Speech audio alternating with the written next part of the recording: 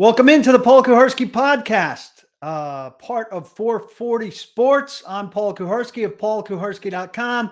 I've mentioned my name 3 times. I win a prize. We're going to talk about what Ryan Tannehill had to say this week. He talked after an OTA session. It was the first time we've heard from him since the end of the season. We'll discuss the 3 times, not the 3 times, the 6 times that the Titans were on the clock in the draft where the best player on their board happened to be an offensive player. Still reviewing the draft. And we'll talk about the offensive line's feelings about Keith Carter, who's now with the Jets and has been replaced, plus more, brought to you by Jasper's, a great bar and restaurant on West End Avenue in Nashville, just off 40. Away we go. So Tannehill covered a lot of ground, obviously, and he was very good this week. Went with some cliched answers, which you would expect. He can control only what he can control. A little deja vu feeling returning to work after the draft, with the Titans having traded up to draft a quarterback who is here to threaten him. Certainly going to be more the case with Will Levis than it was with Malik Willis. Given the contract situation, which he didn't want to get into, but he's heading into the last year of his deal. Obviously, it talked about the receivers. This was interesting. He said, asked about, the guys he's with in the room. Yeah, no question. I mean, look at who you've got in the room, and that's who it is. So I'm going to have to go out and compete each and every day, and we'll see who ends up getting the majority of the time. But definitely guys are going to have to step up, and just like they are in every position across the board.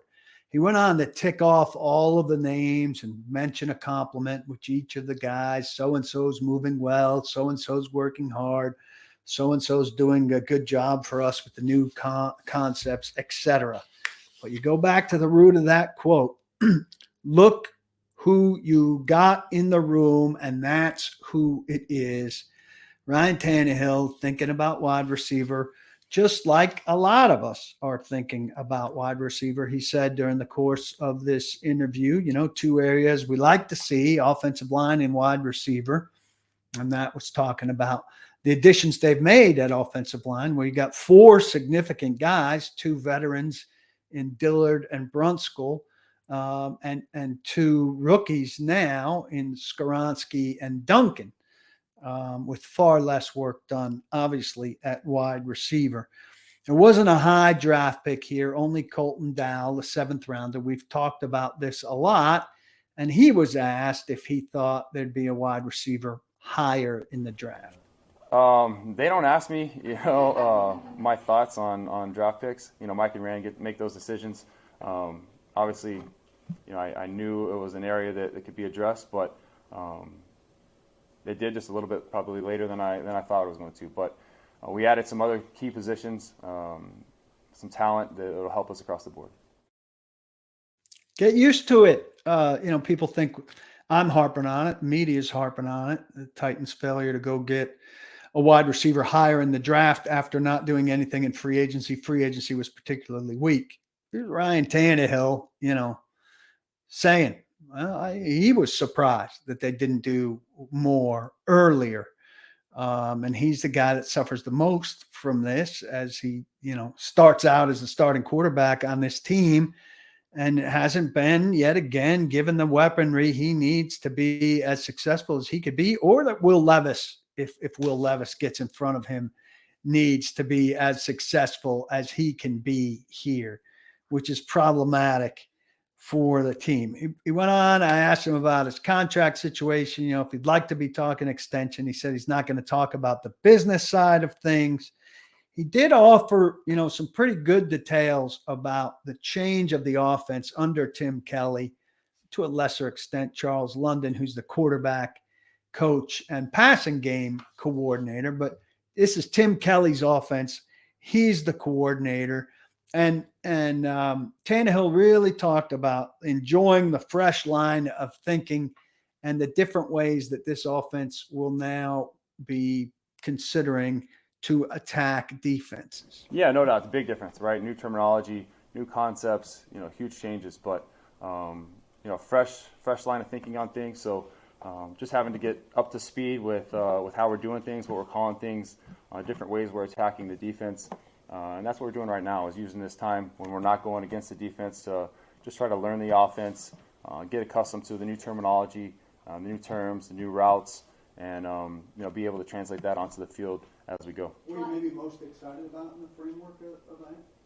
There's a lot of excitement. I love working with Tim. Like I said, fresh mind, bringing in some new ideas, new concepts, different ways to attack the defense, and we've had it around here the last few years. So, definitely some excitement there. Tim Kelly, for sure, one of the top 5 guys that we're going to be talking about, watching, dissecting as this new version of the Titans takes shape going forward. And I think it's encouraging overall. This wasn't in that clip, but Ryan Tannehill talking now not about small changes, but about the idea that the whole system is pretty much different. Now, it's good that the whole system's pretty much different. I expect Tim Kelly to do more to maximize certain guys for sure. But again, he's got deficient guys in certain spots, certainly number 2 receiver.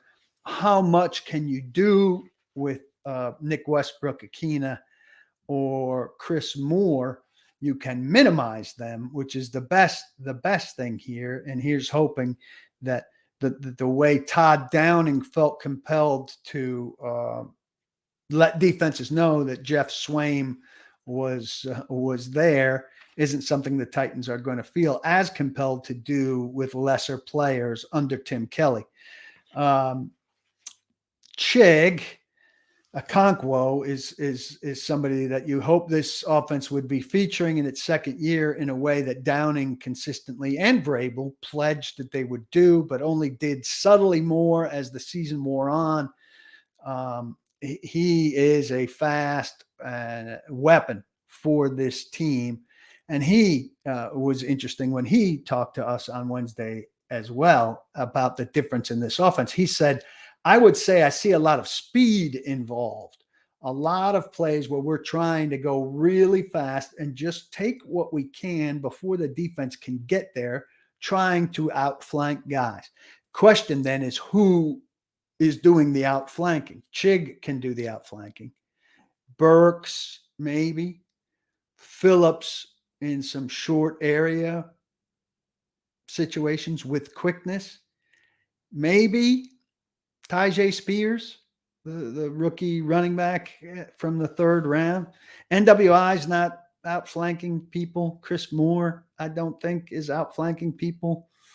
Maybe on a super quick play, but then, we've got to beat people in space and they don't have the speed to do it. It's not Derrick Henry's game. It's certainly not in the passing game, maybe, in a screen situation, but not bread and butter. Josh Wiley, maybe in time. But, like the sound again of what Chig is saying there is part of the strategy. Don't love the personnel with which they're going to try to do it. And that's the issue here in fitting the plan and the people together, I think. Another thing Tannehill said, he's been classified as the number 1. Clearly, they've spoken of him before the draft as their guy, and after the draft, they said he's first, and Willis is second, and Levis will be third. Obviously, Levis will get to second in some relative short order. And Tannehill said he appreciates it being clarified, but nothing's given to you, and things can change quickly. And that's something he's learned in his 12 years in the league. So he said a lot of the right things about kind of the situation for him. He just needs to go out and work and do his thing, and not get caught up in who the other quarterbacks are and all of that kind of stuff, which is what you want. Unfortunately for him, there's a lot of time between now and the time where we're primarily focused on, training camp practices and what he's doing day to day, or, meaningful NFL Sundays where we're watching what he's doing day to day. So there'll be a lot of these kind of questions and topics in the meantime. We are brought to you by Jasper's, a great bar and restaurant on West End Avenue in Nashville, not far from 40. You can park there for free. You can head in, you can order some delicious food, take a delicious beer or cocktail out into a playroom and play free Papa Shot, free shuffleboard, free stuff while you wait on your food. You can watch the big game on a big screen TV. Great menu. I'm a big fan of the bolognese, um, but a great variety, really good stuff, done well at really reasonable prices. If unfortunately you can't stay, there's a grab and go market, so you can find something good to take home. You can stop by for lunch like I do with the podcast in your ear and some reading on your phone, and you won't be bothered at the bar. You can have a business meeting for lunch. You can come by for date night. You can bring your family. It is suitable for all occasions. Can't recommend them highly enough, and appreciate their eagerness to be attached to this fine, soon to be award winning podcast. So if you're a fan of mine and enjoy listening to this, I urge you to check them out. Tell them I sent you. Appreciate all of that. Want to talk just for a minute about this draft, all 6 picks of which they didn't have a 4th rounder. They traded up in the 2nd round to get Will Levis, but it turned out that they had all offense in this draft. And I was struck that Rand Carthon, when they came down to talk to us after the end of the draft Yeah, no doubt. It's a big difference, right? New terminology. that when they came down after they were finished on Saturday and he was asked about it being all offense, he said this. It honestly just dawned on me about 30 minutes ago that it was all offense. We were just playing the board, and every time you came up at a pick, I guess the way it was stacked and it was ranked, your eyes went to the left, in the way our board is constructed, and healthy conversation on every pick. And everyone that we took off the board, that wherever we took them, we felt convicted. It just so happened to be all offense, but it wasn't a design plan or anything. Now, I buy that it wasn't a design plan. I don't think the Titans went into this draft and said, we're going to come out all offense. But I think it's really weird that he's saying that only 30 minutes before they came downstairs, which was probably 20 minutes, 25 minutes after the draft ended, that only 30 minutes before that did he realize it was all offense. That's nonsense. This is another situation where during the 3 times that he spoke to us during the draft, he just said some words sometimes. I just realized. I mean, if he really just realized that they just took offense, only took offense, that's a concern. And again, and we're going to hear from him again in a minute, where he said, just rolling the dice, playing the board. What are the odds that the board is just happens to be set in a way where all 6 times where they come on the clock, the best player for them is offense? I think if they're straight playing the board, the odds would be pretty good. He said they looked left every time. The best player was left where the offense is, as opposed to right where the defense is. I think the odds would be pretty good that in 6 chances you'd look right 1 time. So I'm just disputing the idea that they straight played the board, best player available. I think best player available is going to wind up in 6 chances being a defensive lineman, a cornerback, a safety once. So I'm going to dispute that a little bit.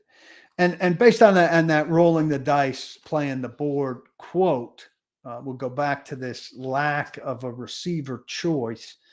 I don't think I'm the only one that's played up that quote a lot, but let's listen to not just the front end of that quote, but the back end of that quote.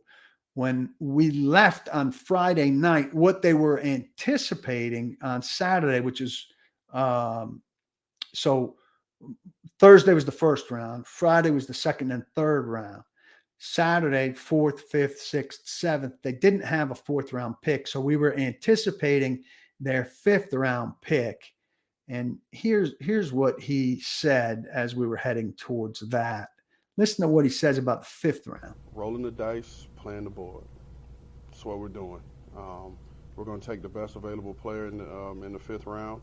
You know, we hope that it's a receiver because we're going to continue to address our needs. And if we take a receiver in the 5th round, it's a player that we feel can contribute to our team. Like Coach said, it's players that have come into this league that have performed at high levels in all rounds of the draft. So we don't look at it as a 5th round guy that's not going to be able to come in here and contribute. Everybody that we bring here will have the opportunity to earn it on the grass. So he said, we hope it's a receiver because we're going to continue to address our needs. So there were clearly some receivers that they envisioned maybe drafting in the 5th round, must have gone ahead of them. But he acknowledged, they still wanted one.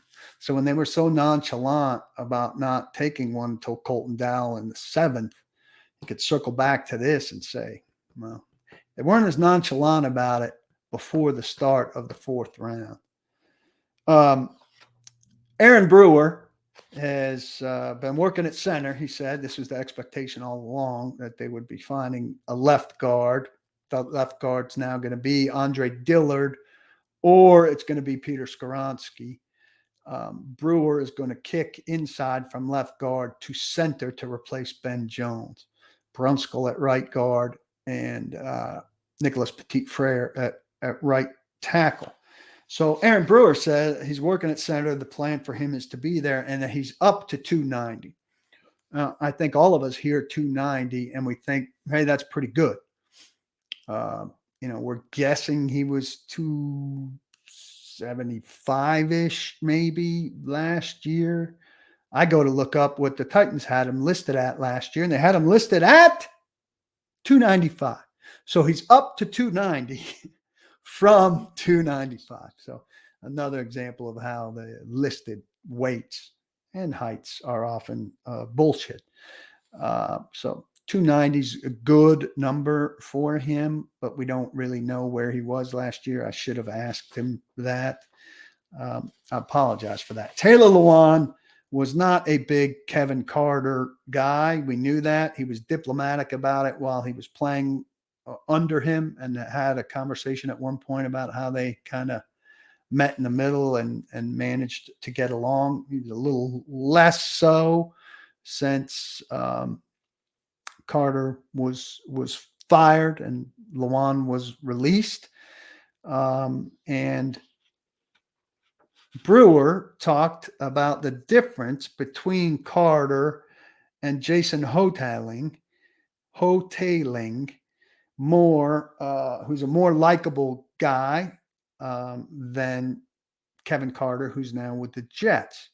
This sounds great, but I want to talk after we listen to Brewer about some more meaning behind this. Yeah, it was just I just say Kiefer, like he just was a real aggressive, like zero tolerance. It was like his way or the highway. So that's what it was with him. And how's he gonna listen to y'all can share your ideas and go back and forth with each other. Now, a lot of people are like, boy, these guys really hated Kevin Carter. Why didn't the Titans get rid of Kevin Carter soon? Are we really going to side with Dennis Daly, Aaron Brewer, Nicholas Petit-Frere over a coach from last year? I mean, these guys suck. They should have been doing whatever Kevin Carter said last year. Kevin Carter's the coach, the boss. I'm going and he's been a successful boss.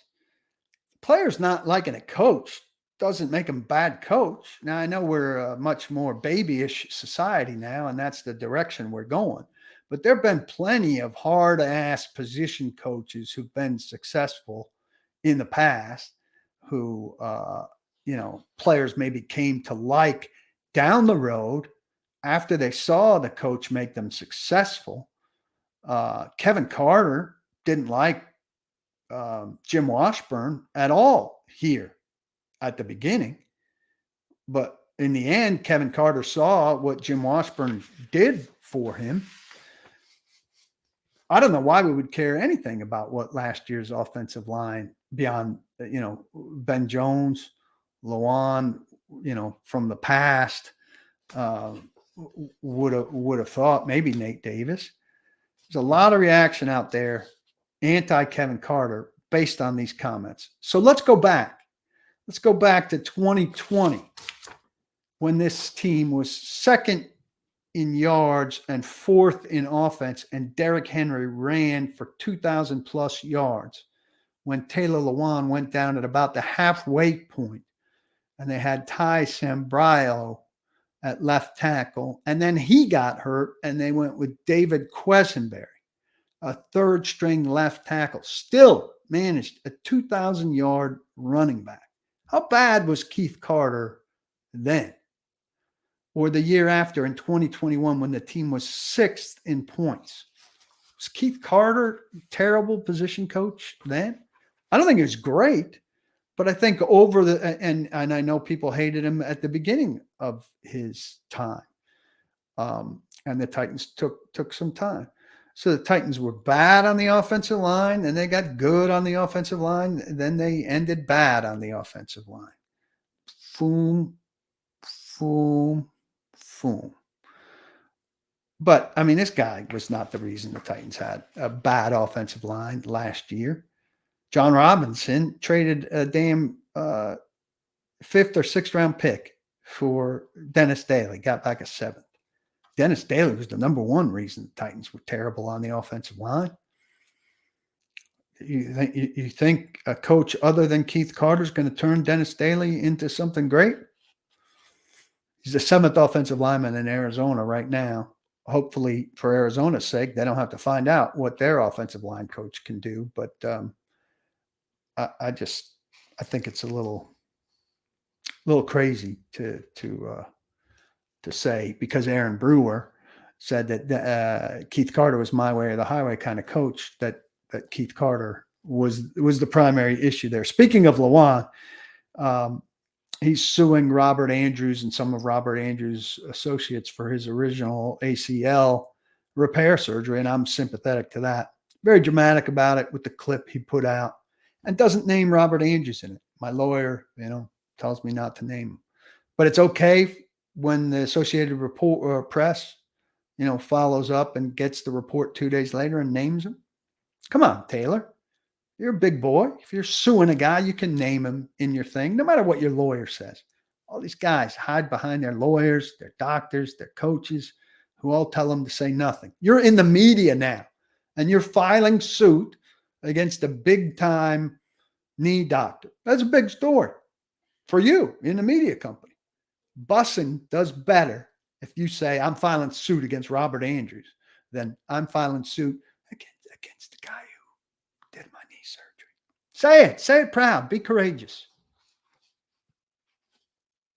Courage. Like Dan Rather said, you'll have to look that one up if this gets back to you. And I know I'll be flooded with all of your children who insult their own fathers by calling you dad. Hires.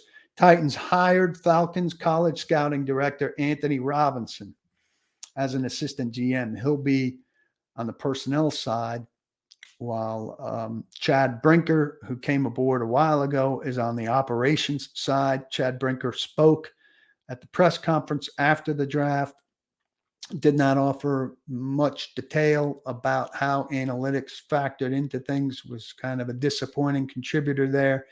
On the same day that the news comes out about Anthony Robinson, Thursday, May 4th, Ryan Cowden is removed from the team's website. He'd been vice president of player personnel, John Robinson's right-hand man for his tenure in Tennessee. Acted as the head of personnel between Robinson's firing, his own interview for general manager, and Rand Carthon's hiring. Most of us did not expect that he would stay with this new regime. A lot of speculation that he'll wind up with the Giants, could wind up with the Bills. We'll see. Wish him well, obviously, but it's hard to stay and work with the team who didn't hire you for their GM job and this could be that he was dismissed by the Titans. I think that's probably the most likely scenario. John Salgi, the director of college scouting, could also be next. There's some sorting out going on at the Titans facility in terms of the scouting department, where some contractual issues are, I think, at play that shouldn't have been created to be an issue for Rand at this stage. But Carthon should have, as much flexibility there as is humanly possible. I said that right after they hired him. He needs to be surrounded with his own people. Some of those people need to be telling him very loudly, not whispering in his ear, but saying very loudly at meetings, we cannot ignore wide receiver. This organization has had wide receiver problems for its entire time in Tennessee, outside of the A.J. Brown pick. Inherited Derek Mason from the Tennessee years. Made a good signing in Nate Washington, but we should be attacking wide receiver in every way, shape, and form possible with numbers until we hit home runs. It's asinine for us to underplay wide receiver. And I want Rand Carthon to have people like that in the room, not yes men. I think John Robinson had too many of those. I'm going to be really disappointed if Rand Carthon has too many of those. Thanks for coming. Blake Benningfield has an excellent comparison of the Titans roster by position as compared to the rest of the AFC South. So, where do the Titans rank at safety as compared to the Jags, the Texans, and the Colts? He does that position by position. Is a really good read. You should come to paulkuharsky.com, become a member just to read stuff like that. Mike Herndon still has his review of the Titans draft, another excellent read. I've got stuff left over from the draft, information about Cowden. I'll have a mailbag. I looked at the Titans are talking like they're going to, really find players here in a player pool post-draft. I looked at all 193 players the Titans have added after the draft and before opening day since Mike Vrabel's been head coach here. If you think they're going to go find a miracle receiver, come read this piece and see all the miracles they've found in this time period that they're counting on. It's a good read. It's the kind of thing that's well worth $5.99 a month, or you could get 12 months for the price of $11 in a yearly membership. Come aboard, go to Jasper's, have a good meal and some good drinks. Practice your shuffleboard so I don't beat you too badly when we play. And as always, between now and when I see you again, don't block the box, but be sure to lock your locks.